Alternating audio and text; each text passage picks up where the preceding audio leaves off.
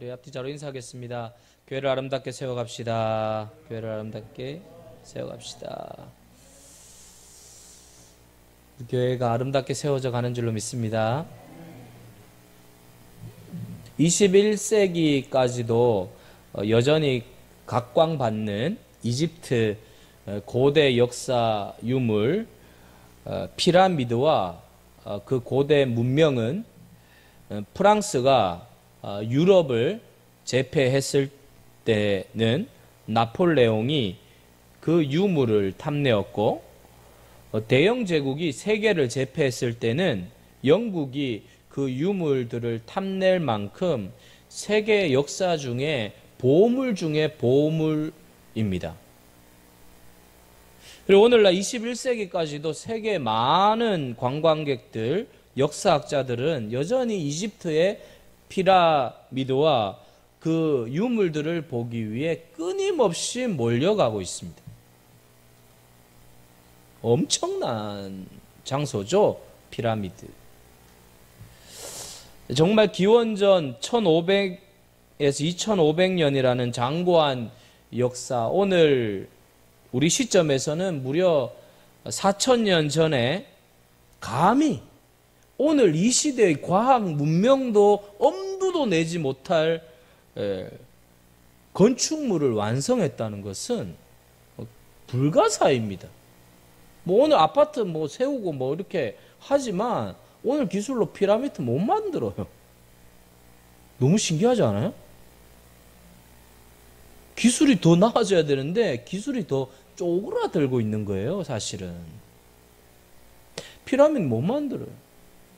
정말 경이롭고 감탄할 만한 그 건물들을 그렇게 만들어 놓았던 건 어떻게 만들어 놓았을까? 뭐 놀랍습니다. 뭐 불가사의고요. 해결이 안 돼, 해결이. 답이 없어요. 어떻게 만들었는지 아무도 몰라요. 신기한 것은 출애굽기는 피라미드의 위용이 한 구절도 나오잖아요.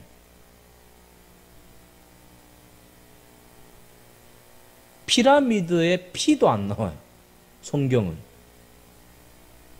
히브리 노예들의 고역은 나오지만 피라미드의 위용, 웅장함, 찬란함, 건축 문명에 대해선 한 글자도 언급하지 않아요, 성경은. 신기하지 않습니까? 너무 신기해요, 저는 그게. 한마디라도 할 것 같은, 아예 제껴 놓았어. 여러분, 그냥 스쳐지는 거, 이렇게 지나가는 거하고요, 제껴 놓는 건 다릅니다. 근데 하나님은 성경은 제껴 놨어요, 그냥 아예. 바로 피라미드, 이거 다 제껴 놓았어요. 피라미드와 동시대 역사를 기록하고 있는 이 출애굽기는 이집트의 찬란한 건축 문명, 진보한 수학, 토목 기술, 기하학 등에 관해서는 일제 제껴 놓았어요. 무시해 버린 것입니다.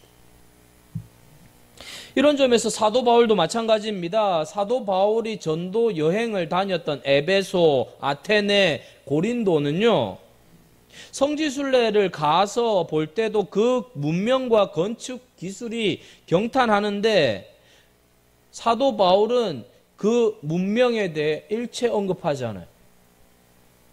단 한 줄도 언급하지 않습니다. 오늘날 사람들이 무너진 잔해를 보면서 도 감탄하는데, 바울은 무너진 게 아니라 실제 있었던 건물의 어마어마한 경이로움과 경탄할 만한 문명과 건축 기술들을 눈으로 보았으면서도 한 구절도 언급하지 않아요. 언급할 만하잖아요. 우리 인간적으로 동의해 주세요. 언급할 만하다고. 언급할 만하잖아요, 우리가. 이게 뭐 좀 괜찮으면 이게 한번 언급할 만하잖아요, 우리가 사람인데. 근데 언급 안 해. 그냥 제껴놓아요, 제껴놓아요. 대신에 성경은, 출애굽기는 사회적으로 아무런 가치 없는 두 산파에 대해서는 주목하고 있어요. 야, 짜릿짜릿해. 전율이 와요. 여러분 각도를 잘 잡아야 돼요. 성경을 읽을 때.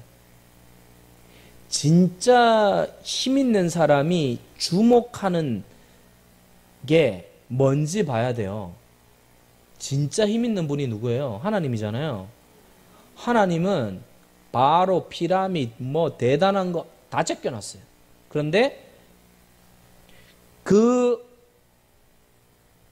당시에 아무도 같이 거들떠보지 않는 십부라 부하는 하나님이 주목하고 있는 거예요. 그게 느껴지셔요? 본문을 보면서 그게 느껴져야 돼. 아, 하나님이 막 집중하고 있는, 스포트라이트를 비추고 있어.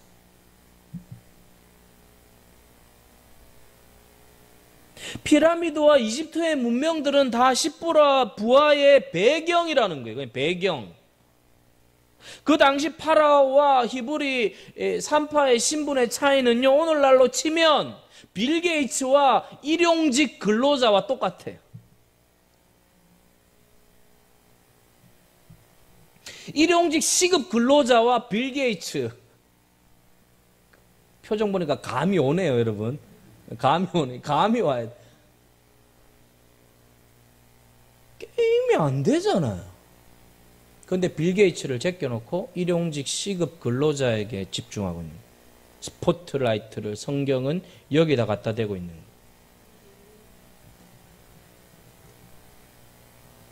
성경은 파라오에 관심 없습니다. 그러나 하나님을 두려워하여 애굽 왕의 명을 어기고 남자아이를 살린 두 산파에겐 자세히 토픽을 다루고 있습니다. 사랑하는 성도 여러분, 오늘 우리 모두가 빌 게이츠처럼 되지 못한다 하더라도 십보라와 부하처럼 얼마든지 될 수 있다는 거예요.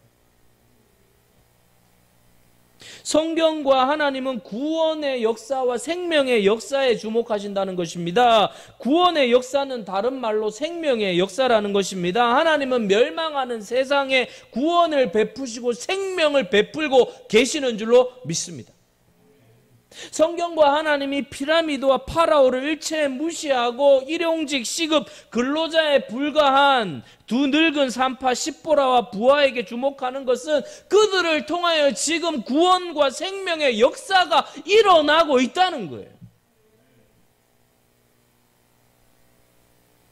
오늘날도 마찬가지입니다. 오늘날에도 하나님이 주목하시는 사람은 세상에서 유명한 사람, 억만장자, 거대한 업적을 이룬 사람들이 아니에요. 우주 개발 사업 같은 큰 프로젝트도 아닙니다. 하나님의 구원의 역사, 생명의 역사 속에 쓰임받는 사람. 그들이 십보라와 부하 같은 늙고 초라하고 비천한 여인이라 할지라도 그들이 하나님 나라의 주인공이라는 거예요. 사랑하는 성도 여러분, 세상에 유명 인사들이 많지만 사실 그들 모두는 하나님의 나라를 움직이는 배경, 백그라운드 뿐이라는 거예요. 그러니까 주눅 들지 말라는 거예요. 나중에 하나님의 나라 가면 삼성, 현대, 기아는 보이지도 않아요. 관심 없어요, 하나님은. 애플 관심 없어요. 애플이 사과인지 뭔지 관심 없어요. 세길교회 성도가 한 영혼을 가슴에 품고 그 영혼을 살리기 위하여 눈물을 흘리고 기도하고 있는 그 모습에 관심을 가지고 있는 교회를 세우기 위하여 인생을 드리고 삶을 드리고 시간을 들이며 초라한 모습을 가지고 십자가를 부둥켜 안고 하나님 나라를 꿈꾸는 사람에게 관심을 가지고 있다니까요.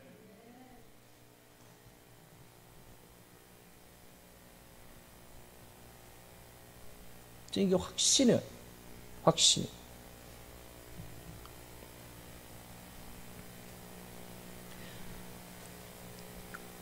어릴 때 저희 집이 화장실이 퍼셋식 알죠? 퍼셋식 바깥에 있는 이제 집에서 시험 기간이 되면 여기서 퍼셋식 화장실로 가서 화장실 가. 근데 고랑이 있어요. 오늘 말씀을 준비하는데 그 고랑이 생각이 막. 그 고랑에서 제가 했던 게 예수의 이름으로 나는 일어서리라. 원수가 날 향해 와도 쓰러지지 않으리. 주가 주신 능력으로, 주가 주신 능력으로, 주가 주신 능력으로 일어서리. 어린아이가 그냥 거기서 그 고사이 그 고랑에서 그 노래 부르면서 막 울고 힘을 내고, 시험 기간인데 막 주가 주신 능력으로 책이 다 들어올 줄 믿습니다 하면서 막 그렇게 했거든요. 근데 진짜 막 들어올 때도 있었고 그랬어요. 막 들어와. 그냥 한 번 봤는데 막 몇째 줄까지 기억나고.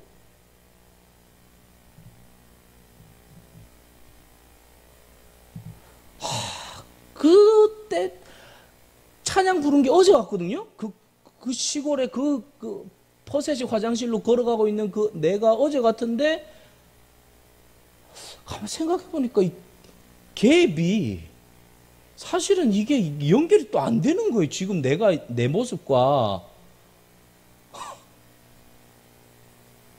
알 사람이 없도다. 알 사람이, 갭이. 근데 제 마음엔 주가 주신 능력으로 일어서리라는 그 찬양을 하나님이 들으셨구나, 이런 생각이 들어요. 진짜로. 주가 주신 능력으로 일어섰구나. 하나님이 주목하셨어요. 그 시골 정말 아무도 주목하지 않는 그 시골 화장실, 퍼셋이 화장실 걸어가는 사람을 누가 주목해? 누가 주목해요? 여러분 주목해요? 근데 하나님은 주목하셨더라고요. 저는 그 확신이 들었어요. 아, 하나님 주목하셨고.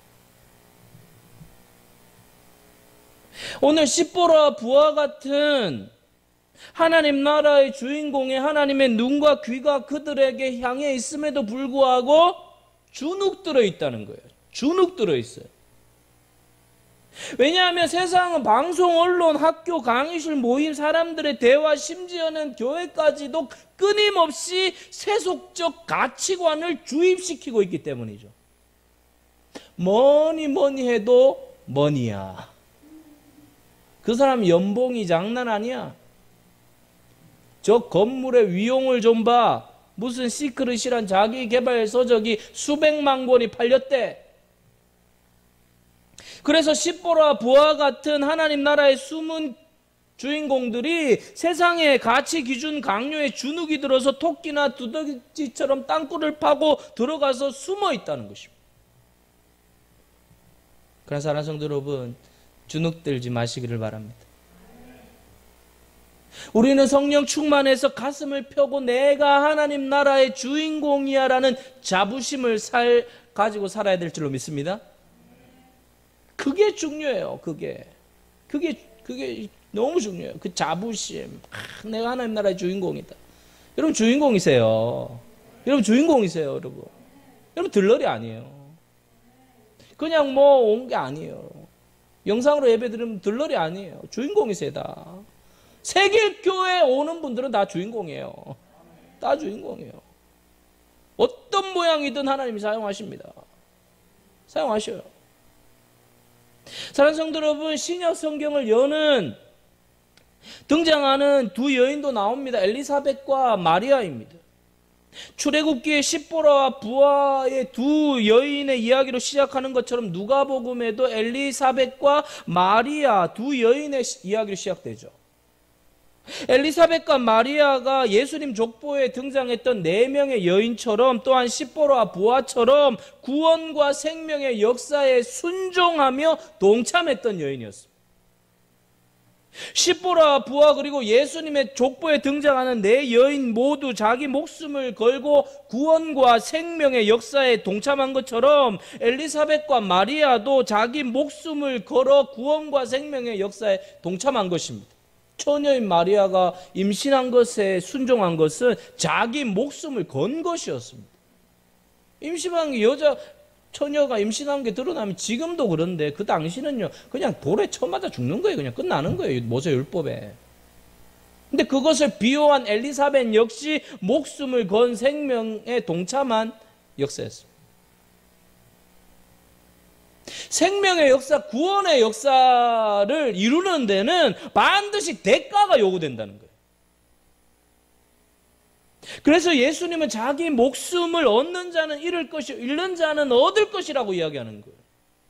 산파들이 바로의 명을 거역하는 일을 죽기를 각오한 용기였죠. 생명의 역사, 구원의 역사는요, 오늘도 우리의 생명을 요구합니다. 그때 우리가 우리의 생명을 내놓을 때 진짜 생명을 얻게 되는 줄로 믿습니다. 십보라와 부와 같은 자부심을 가지라는 것입니다. 오늘 나는 생명의 역사에 동참하고 있는가? 비껴가고 힘들다고 비껴가고 있는가? 아니면 동참하고 있는가? 물어봐야 돼요. 여러분, 스포츠 스타들이 있죠. 국제 무대에서 뛰고 이렇게 막 이렇게 나오잖아요. 손흥민, 유현진 이렇게 나오잖아요. 참 세계적인 무대에서 코리안 메이크를 업그레이드 시켜주고 있죠. 참 사람들은 그걸 보면서 즐거워하고 기뻐합니다. 그러면 여러분, 그 모습을 보면서 이런 질문을 한번 던져보는 것입니다. 저게 과연 생명의 역사인가? 그들의 활약상이 흥미롭고 부럽고 오락을 주고 국위선양에 분명히 도움을 주고 있죠. 그렇지만 그들이 하는 것은 생명의 역사는 아닙니다. 생명의 역사와는 상관이 없어요. 그런데 만약 오늘 우리가 십보라 부하처럼 생명의 역사, 구원의 역사에 동참하고 있다면 그게 뭔가 대단한 일은 아니라 할지라도 큰 자부심을 가지라는 거예요. 왜요? 십보라 부하 같이 하나님 나라에서는 우리가 주인공이기 때문입니다. 십보라의 이름의 뜻은요, 공정함, fair란 뜻이고요. 부하의 이름의 뜻은 눈부신, 광채나는, 스플렌더란 뜻이에요. 정말 십보라는 공평하게 행했고, 그래서 히브리 아들을 살렸고, 그 일에 동참한 부하는 자기 이름대로 광채나는 삶을 살았어요. 페어하고 광채나는 삶을 살았어요. 내가 가는 곳이 페어해져야 돼요. 차별이 있으면 안 돼요. 내가 가는 곳이 페어해져요. 사람들이 함께 어우러져요. 어떤 사람 가면 막 자기 잘났다 그러고 자존심 상하게 하고 그러면 안 돼요. 페어해져요. 또 내가 가는 곳에 빛이 나요. 찬란해져.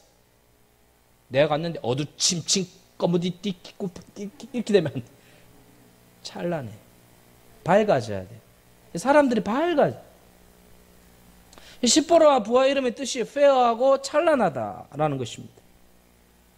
사랑하는 성도 여러분, 우리가 유명한 사람은 아니더라도 정말 이름을 내놓지 못하는 사람이다 할지라도 십보라처럼 페어하고 부하처럼 광채나는 삶을 살면 되는 것입니다.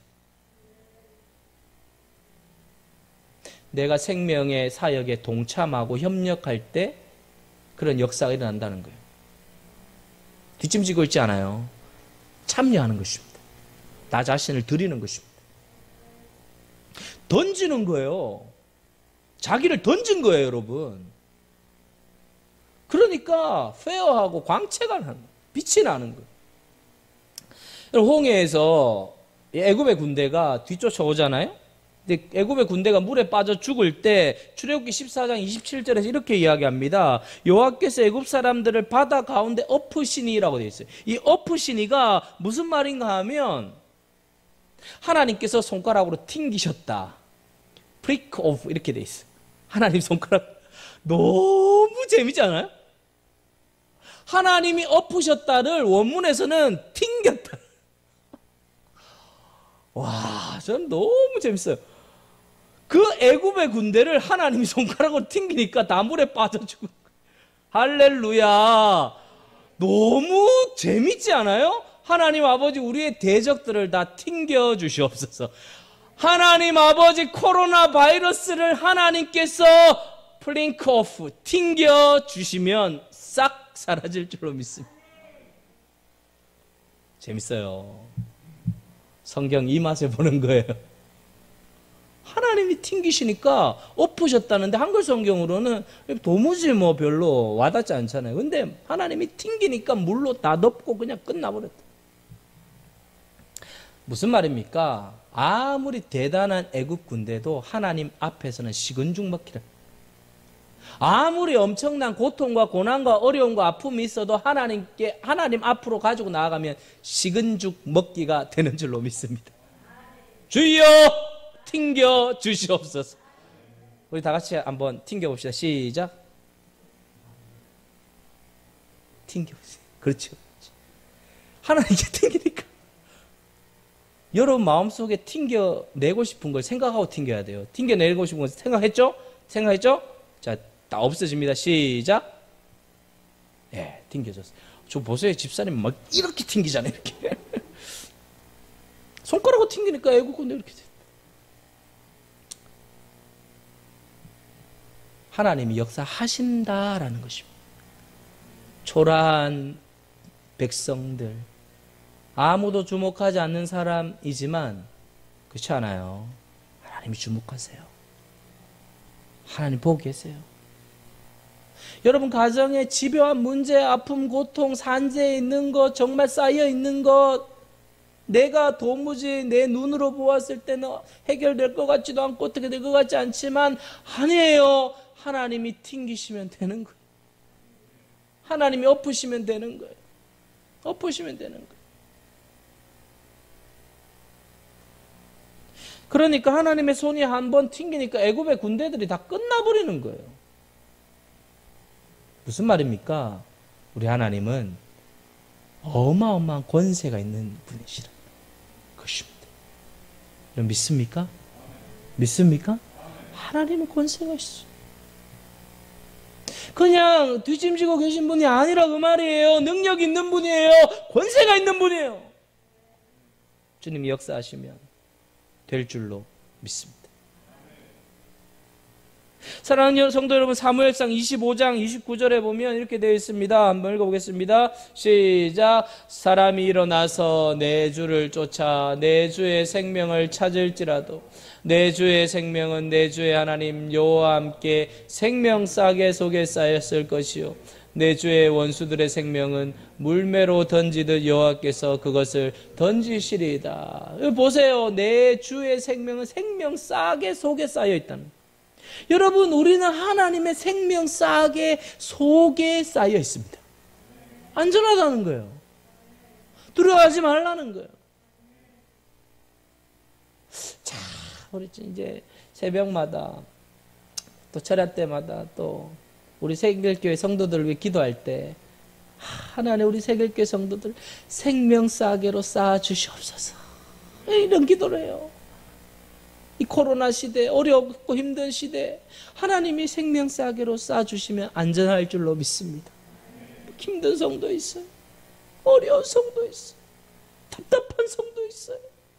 그러나 하나님 생명싸개로 쌓아주시면 회복될 줄로 믿습니다.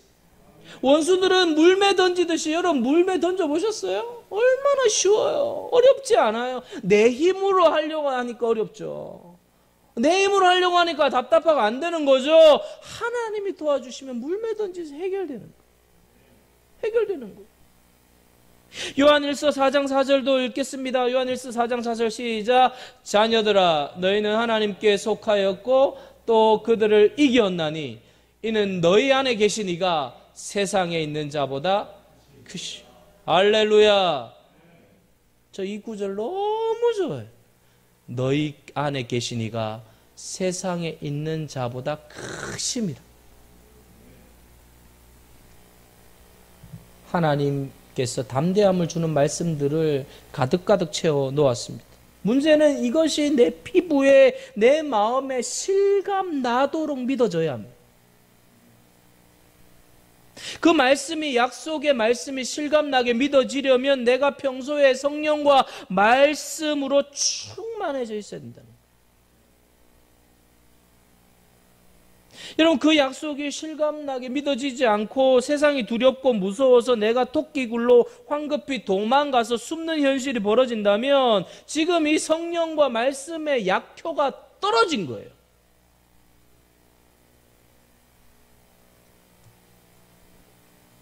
여러분, 그러면 틀림없이 회복하려고 노력해야 된다. 내가 세상에 두려운 존재가 되어야지 내가 세상을 두려워하는 존재가 되어서는 안 된다는 것입니다. 생명의 역사, 구원의 역사로 날마다 충만한 사람은 내 안에 계신 이가 세상보다 크심을 확신하는 것입니다. 사랑하는 성도 여러분, 생명이 있는 사람은 생명의 역사와 구원의 역사를 자연스럽게 나타낸다는 것입니다. 이 십보라와 부하가 대단한 일을 한 것 같지만 아니라는 것입니다. 자기의 일상의 삶을 그대로 살았다는 것이죠. 그들 안에 생명이 있으니까 그 생명을 자연스럽게 나타낸 것뿐이라는 것입니다. 꽃은 꽃이고 풀은 풀이듯이 십보라와 부하는 자기 속에 있는 정체성, 생명력을 자연스럽게 드러낸 거예요. 너희가 하나님의 성전인 것과 하나님의 성령이 너희 안에 계신 것을 알지 못하느냐? 하나님이 계시다는 거예요. 어디예요? 우리 안에. 우리 안에 하나님이 계시다는 거예요. 하나님이 계시다는 거예요. 하나님이 계시기 때문에 우리가 자연스럽게 생명의 역사들을 나타낼 수 있는 삶을 살게 될 줄로 믿습니다. 이 나타내는 거예요. 그러니까 십보라와 부하처럼 페어하고 찬란한 빛을 드러내는 페어 스플렌더의 삶을 산다는 거예요.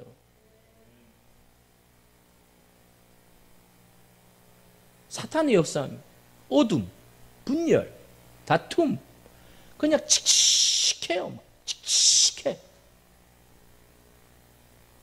칙칙해요. 하나님의 영이 역사하면 빛이 나요. 빛이 나, 빛이. 장례식장에 이렇게 봐도요, 이렇게 막 두드리는 분들 와가지고 막 두드리고 있는 거 장례식장 가면요 칙칙하고요 그냥 죽어있어. 근데 막 성도들이 하늘 가는 밝은 길을 찬양할 때는 장례식에 빛이 임하는 것 같아. 막 천국의 문이 열리고. 장례식인데도 우리에겐 소망이 있으니까 회복이 되는. 고대 이집트 사람들은요, 나일강 동쪽은 생명의 도시, 나일강 서쪽은 죽음의 도시라고 생각했어요. 피라밋은 서쪽에 만들어졌어요. 죽음의 도시니까. 그러니까 피라밋을 세우면서 이들은 생각한 거예요. 여긴 죽음의 도시다. 아무리 거대해도 죽음으로 끝난다는 거예요. 아무것도 아니라는 거예요. 그걸 알고 지은 거예요. 결국 대단해도 죽음이다. 그러나 우리가 섬기는 사역은, 삶은 생명의 역사가 일어나는 것입니다. 우리를 만나는 사람들은 다 살아날 것이고 회복될 것이고.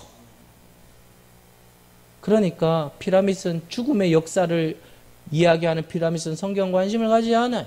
십보라와 부하처럼 하나님의 나라를 세우는 모세를 건지는 생명의 사역을 감당하고 있는 십보라와 부하는 하나님 나라의 주인공이고 하나님이 주목하는 것이고 네가 최고라는 것입니다. 교회는 구원의 방주입니다. 이곳에 들어오는 사람들은 다 천국 백성이 되고 세상에 찌들고 병들고 지치고 우울증에 걸리고 상처받고 고통받고 있는 사람들이 구원의 방주에 올라타기만 하면 살고 일어나고 생명의 역사를 경험하여서 회복될 줄로 믿습니다. 이 자리가 그러니까 보통 자리가 아니라 그 말이에요. 보통 자리가 아닌 것 같은 눈빛을 쏴주세요. 보통 자리가.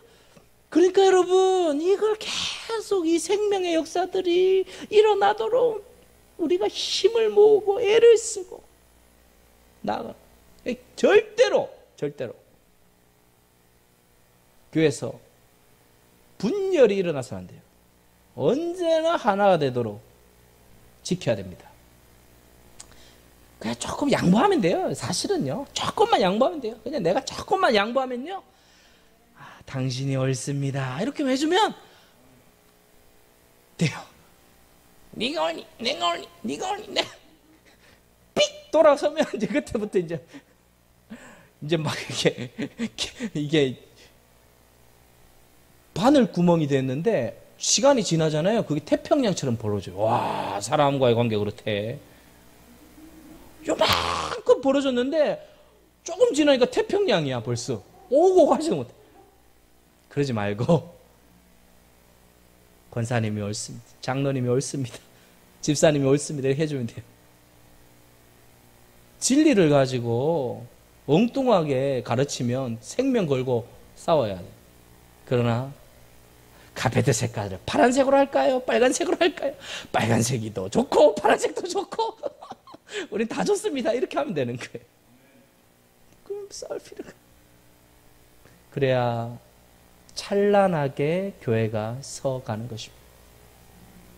저 정말 그런 기도를 해요. 정말 하나님, 거대한 피라밋 같은 위용은 드러내지 못한다 할지라도 우리 사역을 할 때 우리 교회가 요만큼도 분열이 없게 하시고 나눠짐이 없게 하시고 커져도 많아져도 하나가 되는 교회 되게 하여 주옵소서. 양보하는 교회 되게 하여 주시고 섬기는 교회 되게 하여 주시고 직분의 자리가 올라가면 올라갈수록 더 고개 숙이는 우리 교회 되게 하여 주시옵소서. 어떤 교회는요 막 장로님 되면요 기부수에 한 10개 가지고 어디에 네가 이렇게 돼. 우리는 올라갈수록 장로님이 되고 올라갈수록 고개 숙이고 섬기고 낮아지는 교회 되게 하여 주시옵소서. 그게 사는 거예요. 그게 사는 거예요. 사랑하는 성도 여러분, 만약 우리가 세상의 피라밋의 대단한 것에 지금 우리의 시선이 빼앗겨 있다면 우리의 내면의 생명이 고갈되어 있다는 거예요. 영적 생명이 솟구쳐 보십시오. 그런 마음 들지 않아요. 불쌍해 보일 뿐이에요. 아무것도 아니니까. 속빈 강정이니까. 대단한데 그 속은 비어 있어요. 다 견제하고 있고 죽이고 있는. 사랑하는 성도 여러분, 플라타르코스가 발음 아주 잘 나왔네요. 제가 연습 많이 했는데 이거 발음이 잘 안 들더라고요. 플라타르 이렇게 돼가지고 모양실에서 혼자 플라타르코스를 연습했는데 실제 설교할 때 잘 나와야 되잖아요. 잘 나온 것 같죠? 플라타르코스가 이렇게 이야기했어요. 인간의 위대성은 그 고통을 어떻게 견뎌내는가에 따라 결정난다. 고통이 온다는 거예요. 그 고통이 온다는데 장로님 적으시니까 한 번 더 읽어드릴게요. 플라타르코스. 인간의 위대성은 고통을 어떻게 견디느냐에 따라 결정된다는 거예요. 고통이 오면 올수록 포기하고 좌절하는 것이 아니라 그 고통을 견뎌내면 더 위대해지고 강력해지고 결국은 승리하게 된다는 것입니다. 끝나는 게 아니라는 거예요. 그리고 주석을 해놨어요. 그게 뭐냐? 하나님 앞에 늘 머리를 숙이는 인격과 겸손. 십보라와 부하는 하나님 앞에서 늘 고개를 숙이는 인격과 겸손을 가진 거예요. 바로는 이스라엘 자손에게 일을 엄격하게 시켰습니다. 사정없이 고통을 주었습니다. 마음을 산산조각 내버렸습니다. 부서뜨렸습니다. 그것을 십보라와 부하는 옆에서 다 지켜보았죠. 그럼에도 불구하고 십보라와 부하는 모세를 살린 것은 이들은 바로 왕보다 하나님을 더욱더 두려워했던 것입니다.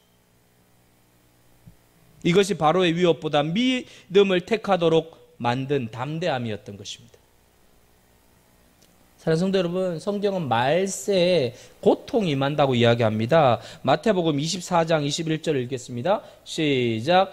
이는 그때 큰 환란이 있겠습니다. 창세로부터 지금까지 이런 환란이 없었고 후에도 없으리라. 큰 환란이 있는데 창세로부터 지금까지 이런 환란이, 어마어마한 환란이 있을 거라. 코로나는 세 발의 피라는 거예요. 이런 엄청난 환란이 이제 마지막 종말의 때 일어난다는 거예요. 디모데후서 3장 1절도 보겠습니다. 시작. 너는 이것을 알라. 말세에 고통하는 때가 이르러. 그 다음 2절 준비 안 했어요? 제가 읽어드릴게요. 사람들이 자기를 사랑하며 돈을 사랑하며 자랑하며 교만하며 비방하며 부모를 거역하며 감사하지 아니하며 거룩하지 아니하며. 이것만 보면요 벌써 말세에 다 도달한 거예요. 사람들 자기 사랑하죠? 자기 안 사랑하시는 분? 자기 정말 사랑해요. 돈을 사랑해. 돈 안 사랑해. 돈 엄청 사랑해요. 자랑하며 자랑해요. 교만해요. 비방해요. 부모를 막 거역해요. 거역 정도가 아니에요. 부모를 막 찔러 죽이는 시대예요. 감사하지 않아요. 거룩하지 않아요. 말세라는 것입니다. 다 왔어요. 주님의 나라가 다가오고 있습니다. 이때 우리가 어떻게 해야 합니까? 최고의 철학자 파스칼이 이렇게 회심을 경험합니다. 말을 타고 가다가 다리에서 떨어져 중상을 입고 죽음 직전에서 파스칼이 하나님을 만납니다. 그러면서 그의 입에서 터져나온 첫 번째 고백, 이게 유명한 고백이에요. 그게 무슨 고백인가 하면 파스칼이 말에서 떨어져 죽기 일보 직전에 터진 고백이 바로 이거예요. 아브라함의 하나님, 이삭의 하나님, 야곱의 하나님, 나의 하나님. 아브라함의 하나님, 이삭의 하나님, 야곱의 하나님, 나의 하나님 무슨 뜻이에요? 하나님은 살아계신 하나님이십니다 라는 뜻이에요. 관념의 하나님이 아니라고 말이에요. 이성의 하나님이 아니라고 말이에요. 이제 내 생명을 쥐고 있는 것은 철학도 아니고 논리도 아니고 이성도 아니고 대단한 엄청난 지식도 아니고 살아계신 하나님을 만났다는 거예요. 파스칼이 회심을 경험합니다. 진짜 하나님을 만난 것입니다. 사랑하는 성도 여러분, 이 자리에서 하나님을 만나시길 축복합니다. 어느 순간 언젠가 여러분 고백할 때 내가 세길교회 예배를 드리면서 하나님의 임재를 경험했다고, 하나님이 나를 만나주셨다고, 내가 너무 힘들었는데, 내가 너무 지쳤는데, 내가 도무지 갈 바를 알지 못했는데 그때 말씀이 임했다고, 그래서 내가 힘을 냈다고, 그리고 내가 승리했다고 하시길 바랍니다. 우리 세길교회 살아있는 교회 되길 소망합니다. 생명의 교회 되길 소망합니다. 그래서 정말 저는 계속 그런 걸 준비해요. 영혼을 살리는 교회, 영혼을 일으키는 교회, 가정을 세우는 교회, 영이 사는 교회, 이게 세길교회가 되는 게 소망이죠. 살아야 돼요, 사람들이. 중요한 건 오늘 온 사람이 살아야 나중에도 사는데, 오늘 온 여러분들 사셨어요? 사셨어요? 오늘 온 사람이 다 죽었는데 산다라고 이야기하면 그건 안 되고, 오늘 온 분이 살아나야 앞으로도 더 살아날 줄로 믿습니다. 전도사님 별로 안 살은 살았어요? 아멘. 우리 교회가 날마다 살아나고요, 기도가 살고요, 하나님의 능력이 임해서 시대를 깨우는 동력자가 되시길 축복합니다. 귀한 동력자가 되어 주십시오. 하나님의 나라를 위하여 함께 달려가십시다. 기도하겠습니다.